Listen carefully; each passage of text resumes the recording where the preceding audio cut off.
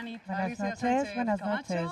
Alicia Sánchez Camacho, candidata del Partido Popular de Cataluña. Tengo una pregunta para usted. La primera pregunta se la hace Josefa. Adelante, Josefa. Buenas noches. Señora Camacho. Buenas noches, señora Camacho. Buenas noches, Josefa. Yo vivo en Barcelona hace 18 años. Sí.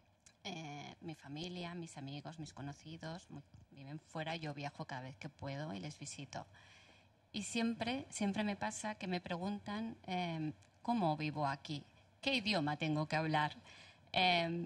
Entonces, mi pregunta para usted es, usted y su política, ¿por qué contribuyen a dar esta mala imagen de Cataluña?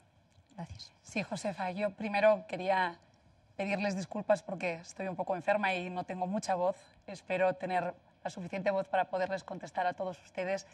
Y desde luego la pregunta a la que usted hace referencia, yo en modo alguno creo que no demos o que no facilitemos esa imagen de Cataluña, al contrario. Yo creo que defender el bilingüismo en Cataluña, como usted ha hecho ahora hablando en castellano, como yo estoy haciendo ahora contestándole en castellano, impulsando la lengua propia de Cataluña, que es mi lengua propia, que es el catalán, yo creo que es la mejor manera de demostrar la realidad que existe en Cataluña. Y es que en Cataluña tenemos una gran riqueza cultural, una riqueza lingüística, que es el catalán y el castellano, y yo quiero que esa normalidad que esté en la calle esté también en las administraciones y en la escuela. Le pongo un ejemplo. Yo tengo un niño de 4 años y yo con mi hijo hablo en catalán. La lengua propia de mi hijo es el catalán y su lengua materna, pero yo quiero que mi hijo aprenda muy bien el catalán, que aprenda muy bien el castellano y que aprenda muy bien el inglés. Yo cuando me tocó ir a trabajar a Estados Unidos tuve muchas dificultades para poder defenderme en inglés. Y lo que yo quiero es una educación trilingüe en 3 lenguas, que sepan literatura catalana, que lean a Narcís Oller, a Víctor Català, que lean a Mercè Rodoreda, pero que también lean a autores castellanos y autores ingleses. Sí, pero yo prácticamente me tengo que defender de las críticas que se ve desde fuera de aquí. Cómo su partido político habla de aquí, de cómo tenemos que hablar. Cuando yo llevo viviendo aquí 18 años y no he tenido ningún problema para hablar ni en castellano ni en catalán, y es prácticamente estar defendiéndote y justificando cómo vives aquí, cuando realmente el día a día mío es el mismo que uno de Valladolid, Zaragoza o Ciudad Real. Sin duda.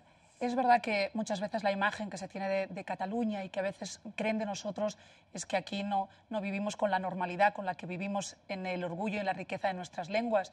Yo le pongo otro ejemplo. Mi madre tiene 88 años y no habla catalán, lo entiende con mucha dificultad, lo entiende, pero mi madre jamás ha tenido ningún problema en la calle, al contrario, y vivimos en un pueblo de Girona maravilloso que es Blanes.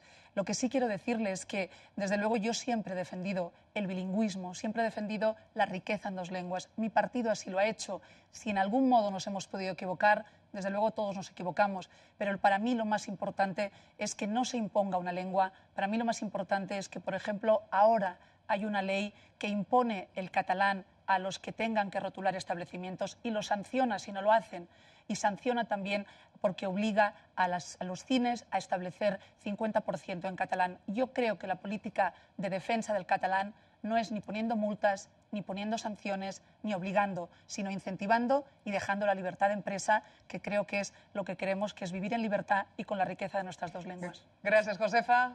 Jordi, Gracias, Josefa. Jordi, buenas noches. Bona nit, Alicia. Bona nit, Jordi. Buenas noches, Alicia. Referent precisament Buenas a aquest noches, tema Jordi. que comentes dels En cinemes. referencia a este Sí. tema, Para vosotros, el cine, veig que és una que imposició usted menciona, obligar el que 50%. veo que Jo para veig més vosotros que el es govern una busca, imposición del 50% y yo lo defensar el meu considero dret a poder escollir, como que el si gobierno vull veure una pel·lícula doblada, busca en quina mi llengua derecho vull veure. a poder escoger. Si quiero ver una 50% película no veig doblada, cap un imposició, 50% me parece que no es sigui un ninguna perill imposición, per la ni llengua creo que castellana. sea No, un yo peligro no he para considerado que la lengua fuera- castellana. Yo nunca he considerado que fuera un peligro, ni nunca he dicho que fuera un peligro. He He hablado de la libertad de empresa. Es evidente que tú tienes tu derecho a escoger y a ir al cine. Yo también quiero ir al cine y ver películas en catalán, ver películas en castellano o en inglés, que ya se me está olvidando. El derecho del consumidor es el que es, pero me planteo por qué tiene que ser obligando. ¿Por qué no establecemos una línea de incentivos en las redes de cines para que puedan tener muchas más cintas en catalán, pero no a base de imponer sanciones? El sector del cine, por ejemplo, ha perdido en los últimos años un 24% de espectadores. Este sector lo está pasando muy mal.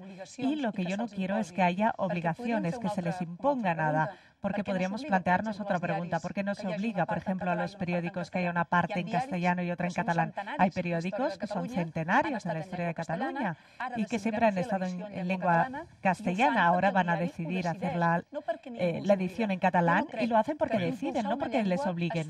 Yo no creo que impulsar una lengua se haga con políticas de imposición y de obligación. Yo sí creo que tiene que haber más cines con posibilidad de películas en catalán, pero no creo en la forma como se ha hecho. Incluso el propio sector no está de acuerdo con esta ley. Yo estoy de acuerdo. Desde el punto de vista de la empresa es un sobreesfuerzo. Precisamente por ello, me parece que se debe gobernar y legislar en ese sentido.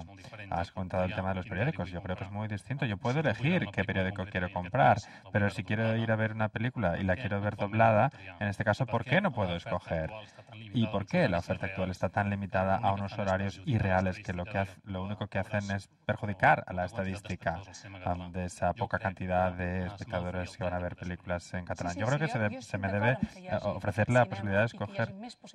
Sí, sin duda. Yo lo que quiero es más posibilidades de cine en catalán. Los periódicos se puede escoger, pero igual yo quiero leer un periódico que resulta que no está en la lengua que quiero leer. Y usted no tiene por qué obligarme. Por supuesto, hay que respetar la libertad empresarial en la editorial de los cines. En el cine es muy parecido. En el cine, yo estoy a favor de que se impulse el cine en catalán. Lo que nosotros presentamos fueron enmiendas alternativas. Propusimos que hubiera una red de cines que ampliaran horarios y el número de películas dobladas en catalán. Y se puede hacer, hay maneras de hacerlo. Pero yo no creo, y lo digo sinceramente, no creo que se pueda hacer con obligaciones, con imposiciones y perjudicando a un sector que ya lo está pasando muy mal. Gracias. Gracias. Jordi, recordemos un poco el ritmo, por favor. Elizabeth, todos queremos preguntar. Sí, buenas noches. Yo, como otros colegas, ya le han dicho al señor Montilla, ya le han preguntado. Me gustaría preguntar sobre los jóvenes. ¿Por qué nosotros, siendo jóvenes catalanes que vivimos aquí, vivimos en Cataluña, viene gente inmigrante que también es joven? ¿Por qué a ellos se les da más ayudas con los pisos, se les ayuda a pagar las escuelas? Y, por ejemplo, a mi padre te dicen, no te damos una beca, pero... Porque, claro, tú cobras más y tienes 2 hijos. El otro tiene 6 y tiene que recibir la ayuda y mi padre no. Yo ahí veo una injusticia. Me gustaría saber por qué. ¿Por qué ellos sí y nosotros no? Mire, Elizabeth, muchísimas gracias por esta pregunta, porque una de las cosas de las que yo estoy hablando es que mientras otros han estado hablando de independencia, de nación, legítimamente, porque todo el mundo puede hablar de lo que considere más oportuno en estas elecciones, yo creo que estoy hablando de los problemas reales que preocupa a la gente de la calle, la crisis, el paro, la inmigración, la educación, la sanidad. Y cuando yo digo que quiero que haya las mismas ayudas para todos, que la inmigración tiene que ser legal y ordenada, controlando también la entrada de los inmigrantes irregulares y que todos tenemos que tener las mismas ayudas, otras formaciones políticas me critican y me dicen que esto no es cierto. Usted acaba de dar un ejemplo. Hay ayudas que se dan a la educación, que se dan a la vivienda, que se dan a distintos sectores y que hace que no todo el mundo tenga la misma igualdad y las mismas oportunidades. Tú das el ejemplo de tu padre y hay infinidad de ejemplos como esto. Hoy mismo he estado en Hospitalet y me lo han dicho distintas personas. Lo que nosotros queremos hacer es modificar esta normativa y lo que vamos a hacer es establecer que en función del nivel de renta las ayudas sean las mismas para todos, sean recién llegados o los de aquí. Porque desgraciadamente en Cataluña ahora hay más de 600.000 personas pobres que no llegan a final de mes, por debajo de los 1.000 euros. Pensionistas, viudas, madres solteras, estas personas también necesitan ayudas. Y lo que yo quiero, por supuesto, es ayudar a todos los inmigrantes que lleguen, pero en igualdad de condiciones de la gente que vive aquí. Y yo voy a revisar esta normativa para que haya las mismas ayudas para unos y otros en función de las rentas, no de dónde vengan. ¿Dolors? Otra pregunta. Sí, buenas noches. A mí me gustaría preguntarle si usted cree en la legitimidad de las decisiones que se toman en el Parlamento de Cataluña por encima de otras instituciones del Estado, porque yo siempre he entendido que el Parlamento representa la soberanía nacional. Si no, no entiendo el sentido que tiene que vayamos a votar. Y creo que un Parlamento, por definición, es soberano y parece ser que usted no se lo cree. No, yo lo creo profundamente. La democracia está formada por el Poder Judicial, el Legislativo legislativo y el ejecutivo. Estos son los tres poderes que constituyen la democracia. Los parlamentos y los legisladores, y yo lo soy, y he sido diputada en el Parlamento de Cataluña, he sido diputada en el Congreso y también senadora. Nuestra obligación es hacer leyes y legislar y representar al pueblo de Cataluña que nos escoge. Y nosotros podemos estar o no de acuerdo con quien se ha escogido, y hay unas normas del juego democráticas que también han sido aprobadas por ley, que es nuestra Constitución española. En nuestra Constitución española se establecen los procedimientos para que, si consideramos que algo está fuera del marco constitucional, podamos denunciarlo. Todos hablan de lo que hace o no hace el Partido Popular, pero, por ejemplo, la LOAPA no sé si sabe lo que es, la Ley de Armonización del Proceso Autonómico, se aprobó por más del 90% del Congreso de Diputados, más de 200 diputados. Convergencia y Unió lo recurrió. Yo creo que es legítimo y son las normas del juego. Igual que el Partido Popular recurre leyes del presidente Zapatero, y al revés, pues tenemos que poder tener leyes recurridas y totalmente constitucionales. Siempre que estas leyes que se consideran constitucionales o no, quizá habría que escogerlas por consenso. ¿Sabe lo que pasa? Que en todos los países del mundo occidental, de Europa occidental, todos tienen un alto tribunal. Algunos tienen incluso cargos vitalicios. Yo no estoy de acuerdo, porque no creo que alguien tenga que estar toda su vida en un alto tribunal. Pero muchos países tienen este tribunal, y hay que renovar los mecanismos para que la renovación de los cargos sea mucho más ágil que hasta ahora. Pero hay que respetar las instituciones, porque las normas del juego democrático es las que nos permiten estar de acuerdo o no, dialogar, discrepar, pero las tenemos que respetar, porque nos ha costado mucho llegar hasta ahora. Y también tenemos que creer en las leyes. Sí, esta es la obligación de los políticos. Sí, buenas noches. Mi pregunta es, usted ha dicho que cuando sea presidenta o forme parte del gobierno, reducirá un 30% el sueldo de los consejeros y su sueldo. Entonces cobran muchísimo, porque si yo me rebajara el sueldo un 30%, no podría ni vivir. ¿Cuánto cobra usted? Yo cobro unos 5.000, 6.000 euros. Mi sueldo es público, está en la red pública del Senado, y se lo digo, yo tengo un sueldo privilegiado, se lo digo sinceramente, y sobre todo cuando vivo en una familia con sobrinos que no cobran ni 1.000 euros. Algunos se han quedado hace poco en el paro con 2 hijas pequeñas, y mi hermana las ha tenido que recoger en casa. Yo soy una privilegiada, sobre todo en estos momentos de crisis. Los políticos tenemos que trabajar mucho más que los demás y dar ejemplo, porque tenemos un sueldo más privilegiado que los demás. Mi propuesta no era reducir un 30% el sueldo, era reducir un 30% la administración. Yo he presentado una propuesta de reducción de sueldo un 15%. Yo lo tengo reducido. Todos los parlamentarios lo han hecho, y yo creo que en esta situación de crisis tenemos que dar ejemplo. Somos los primeros, porque nosotros vivimos de lo que pagamos todos, de lo que pagan ustedes. Y los que tenemos sueldos públicos somos los primeros que tenemos que dar ejemplo. Gracias. Miriam, buenas noches. Sí, buenas noches. El señor Rajoy ha declarado que si gobierna en las próximas elecciones, quiere abolir la ley del derecho de los homosexuales al matrimonio, que no lo ve muy claro. ¿Usted está de acuerdo con suprimir el matrimonio para los homosexuales? Mire, yo soy de un partido de centro-derecha, liberal, que cree en cosas como el derecho a la vida. Estamos en contra del aborto, de la eutanasia, y que creemos que las personas de condiciones homosexuales tienen que tener los mismos derechos sociales y civiles que cualquier otra unión, excepto la adopción de los hijos. Yo a veces me lo planteo, yo podría tener mi hijo homosexual, y le aseguro que le querría exactamente igual y que le daría todo el apoyo de mi vida y aceptaría todas sus decisiones. Pero lo que creo es que las uniones de parejas de misma condición sexual no se pueden llamar matrimonio. Yo creo que que el matrimonio es entre hombre y mujer, un matrimonio con hijos es la familia tradicional. Y yo lo digo, yo soy una familia monoparental por decisiones de la vida, porque la vida me ha traído hasta aquí. Espero poderle dar algún día un padre a mi hijo, pero en cualquier caso yo creo que el matrimonio es la unión de un hombre y de una mujer y que este es el matrimonio tradicional. Nosotros previmos la ley de unión de personas del mismo sexo con los mismos efectos civiles que el matrimonio, pero con un nombre distinto, excepto por el tema de la adopción. Así me parece que hubiese sido mejor, pero se decidió otra cosa y respeto lo que hay y esa es la legalidad. ¿Y por qué no están de acuerdo en la adopción? Evidentemente, les pueden educar igual, ¿no cree?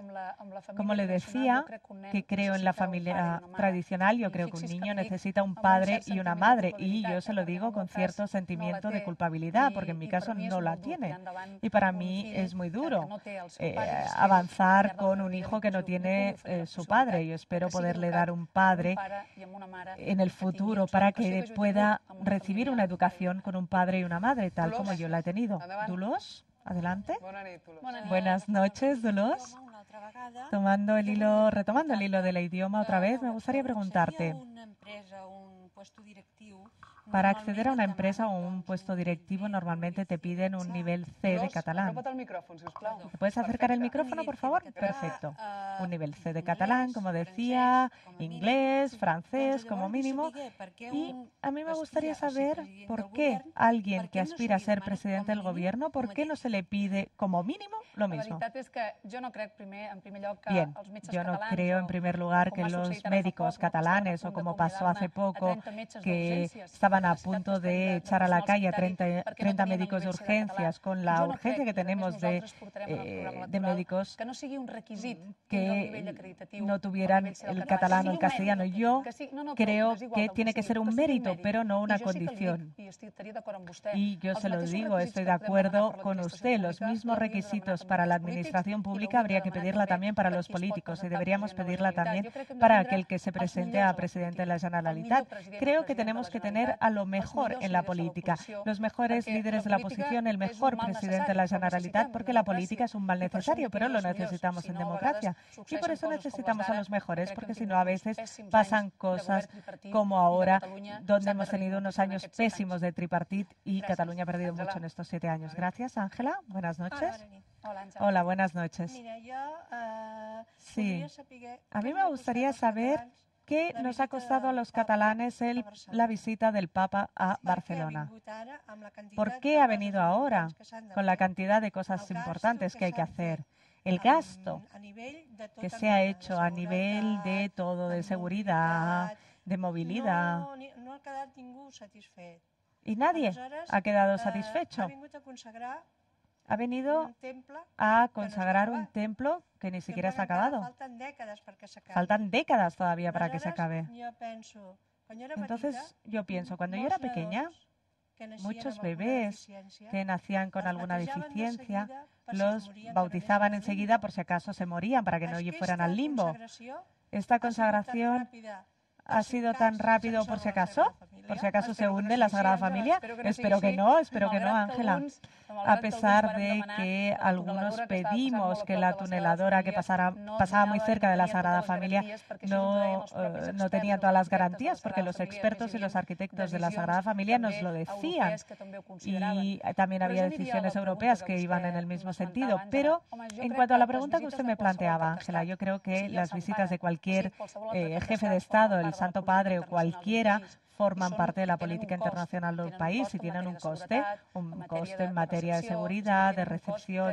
Obviamente tienen un coste que tenemos que asumir. Nosotros hemos preguntado cuál era este coste y será el gobierno quien nos responda cuál ha sido el gasto total de la visita del Papa, pero yo la valoro de forma muy positiva. El hecho de que nadie se haya quedado conforme, no estoy de acuerdo. Yo creo que ha sido muy importante tanto para Cataluña como para España, porque creo que vivimos en momentos en que hemos perdido mucho los valores de la convivencia, los valores cristianos en lo que creo y he creído siempre, y los valores de familia. Y yo creo que la visita del Papa ha sido muy importante para millones de personas. Él mismo en el avión ya dijo que España no. No es que no estuviera contento, sino que reflexionaba sobre el hecho de que España estaba en un proceso de laicismo y que había que recuperar los pilares de convivencia en los principios, en los pilares del cristianismo que muchos tenemos. Y yo creo que, por ejemplo, el hecho de que el Papa hablara en catalán ha sido un hito histórico y que ha llevado el catalán, algo que nadie más ningún otro presidente ha podido hacer. Ricardo tiene una pregunta para la señora Sánchez Camacho. Buenas noches.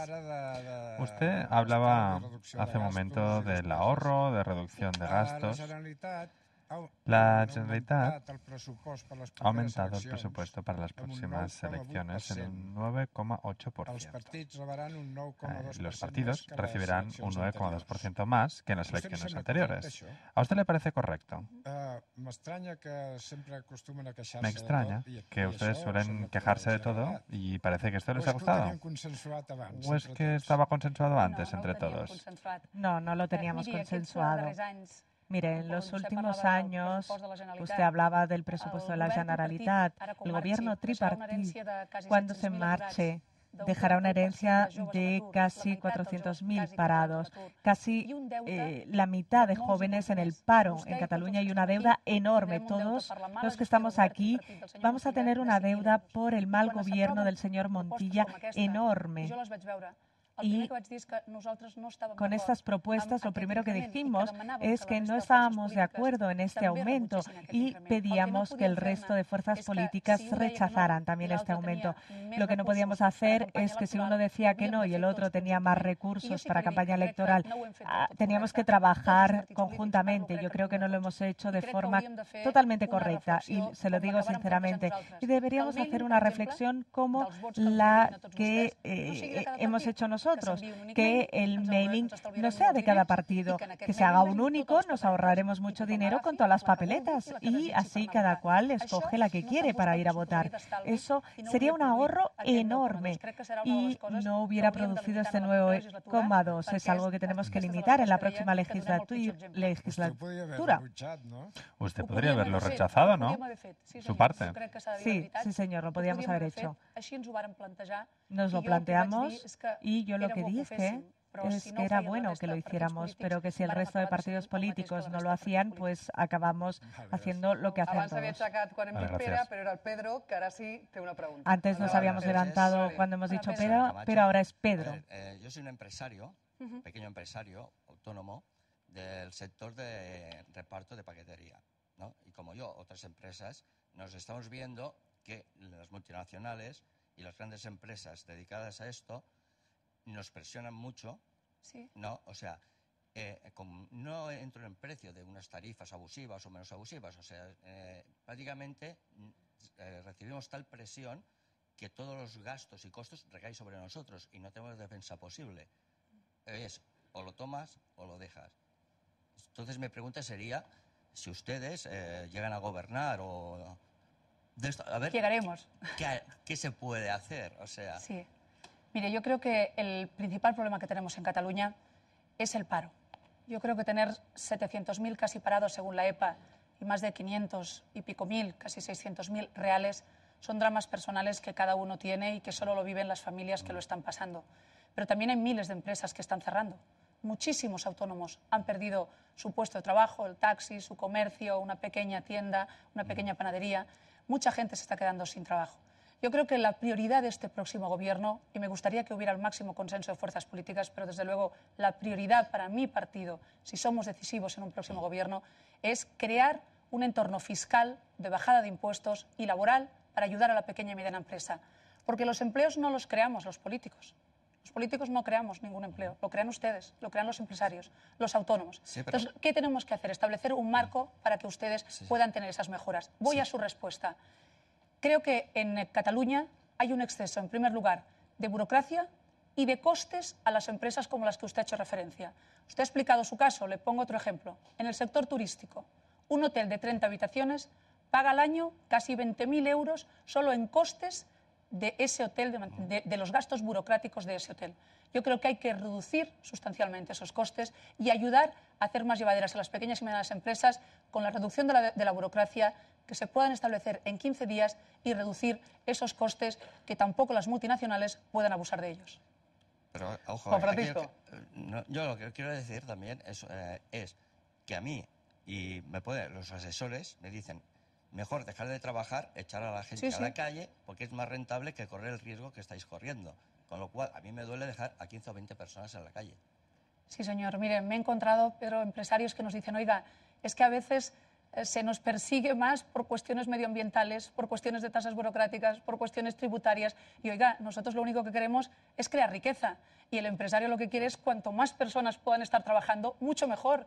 Y eso es lo que nosotros, cuando gobernamos, con una política correcta de austeridad, no como ha hecho este gobierno tripartito, gastándose nuestros impuestos en lo que no era prioritario, austeridad, bajada de impuestos, se crearon muchas más empresas y se creó mucho más trabajo, casi 5 millones. Y en Cataluña casi 1.400.000 más. Vale, Muchas gracias. Juan Francisco, ahora sí. Intercambio de micrófonos. Señora Alicia. Buenas noches. Yo también soy un pequeño empresario y la verdad es que cada día me cuesta más llevar mi empresa adelante y mantener a los trabajadores que tengo, porque lo único que hacen es subir los impuestos. Lo sabe, ¿verdad?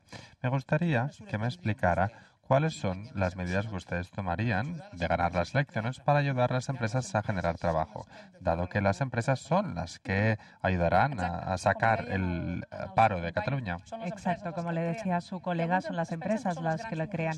Y a veces se piensa que son las grandes multinacionales. En Cataluña tenemos multinacionales de la automoción, del sector agroalimentario, del ámbito industrial, pero los que crean cantidad de puestos de trabajo, el 80% son los pequeños y medianos empresarios y los autónomos. Mi propuesta es reducir la burocracia y permitir que en 15 días se pueda organizar una empresa. Bajar impuestos.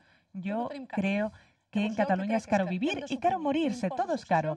Por lo tanto, tenemos que reducir el impuesto de sucesiones y de donaciones. Tenemos que reducir el tramo intermedio de IRPF, que nunca se ha bajado, para poder tener más dinero en el bolsillo. Hay que bajar el impuesto de sociedades también y establecer deducciones para la autoocupación, para aquellos autónomos que necesitan más recursos. Yo los quiero incentivar con deducciones en el IRPF para fomentar la autoocupación. Y nos queda una última pregunta que le planteará Núria. Hola, Núria, bona nit. Buenas noches. Oi, Passat. primera clase, tinc una pregunta per vostè. Ho fan molt bé. La primera clase, tengo una pregunta para usted.